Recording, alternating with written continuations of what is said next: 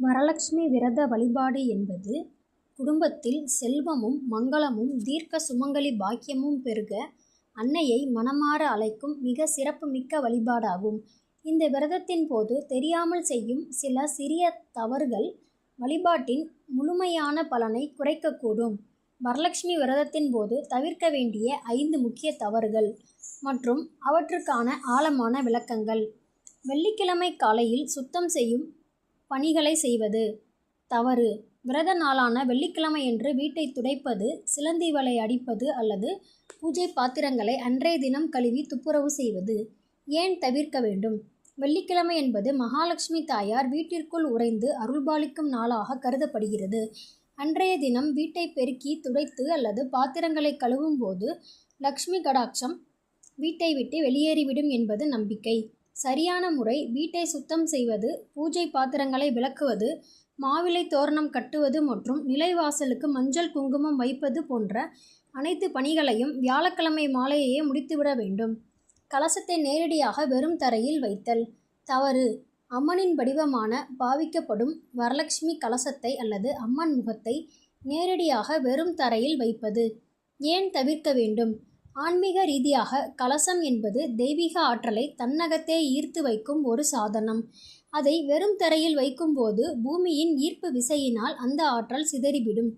சரியான முறை: ஒரு மரப்பலகை அல்லது பித்தளை வெள்ளித்தட்டின் மீது பச்சரிசியை பரப்பி அதன் மேல் மாவிலை மற்றும் தாமரை மலர்கள் அமைத்து அதன் பின்னரே கலசத்தை பிரதிஷ்டை செய்ய வேண்டும். மனக்கசப்பு, கோபம் மற்றும் எதிர்மறை எண்ணங்களுடன் விரதம் இருப்பது தவறு.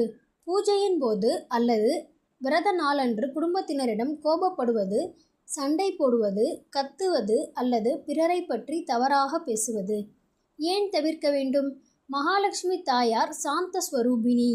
அமைதியும் அன்பும் மங்கள ஒளியும் நிறைந்த இடத்தில் மட்டுமே அன்னை நிலைத்திருப்பாள். வீட்டில் சலசலப்பும் கோபமும் இருக்கும்போது பூஜை செய்யும் முழு பலனை தராது. சரியான முறை: விரத நாள் முழுவதும் மனதை சாந்தமாகவும் நேர்மறையான எண்ணங்களுடனும் வைத்திருக்க வேண்டும். வீட்டில் லலிதா சகசரநாமம் அல்லது மகாலட்சுமி அஷ்டோத்திரம் போன்ற மங்கள பாடல்களை ஒலிக்கச் செய்து அமைதியான சூழலை உருவாக்க வேண்டும். நோன்பு சரடு. நோன்பு சரடு அணிவதில் தவறு செய்தல் தவறு. பூஜைக்கு முன்பே சரடை கையில் கட்டிக்கொள்வது அல்லது 9 முடிச்சுகள் இல்லாத சாதாரண நூலை பயன்படுத்துவது ஏன் தவிர்க்க வேண்டும்? வரலட்சுமி நோன்பின் மிக முக்கிய அம்சமே தோரம் எனப்படும் மஞ்சள் சரடுதான்.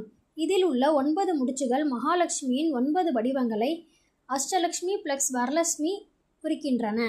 சரியான முறை: 9 இலைகள் கொண்ட நூலில் மஞ்சள் தடவி 9 இடங்களில் முடிச்சிட்டு மலர் கட்டி பூஜை தட்டில் வைக்க வேண்டும்.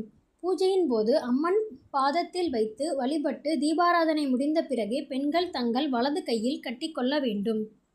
தாம்பூலம் மற்றும் பிரசாதம் வழங்குவதில் அலட்சியம் காட்டுதல் தவறு. பூஜைக்கு வீட்டிற்கு வரும் சுமங்கலிகள் மற்றும் பெண்களை வெறும் கையுடன் அனுப்புவது அல்லது பிரசாதத்தை பகிர்ந்தளிக்காமல் தயங்குவது ஏன் தவிர்க்க வேண்டும்? வரலட்சுமி விரதத்தின் நிறைவே தானத்திலும் பகிர்விலும் தான் உள்ளது. வீட்டிற்கு வரும் ஒவ்வொரு பெண்ணையும் வரலட்சுமியின் அம்மாவாகவே கருத வேண்டும். சரியான முறை: வீட்டிற்கு வரும் பெண்களுக்கு அன்போடு வெற்றிலைப்பாக்கு, பழம், மஞ்சள், குங்குமம், பூ மற்றும் நாணயம் அடங்கிய தாம்பூலத்தை வழங்க வேண்டும். இயன்ற அளவு பிரசாதத்தையும் சுண்டல், கொழுக்கட்டை, பாயாசம் மனப்பூர்வமாக தானமாக வழங்க வேண்டும். முக்கிய குறிப்பு: உடல்நலக் குறைவு உள்ளவர்கள், கர்ப்பிணிகள் அல்லது தாய்ப்பால் அளிக்கும் தாய்மார்கள் கடுமையாக பட்டினி விரதம் இருக்க வேண்டிய அவசியமில்லை. பால், பழங்கள் அல்லது எளிய உணவை எடுத்துக்கொண்டு நம்பிக்கையுடனும் பக்தியுடனும் வழிபடலாம்.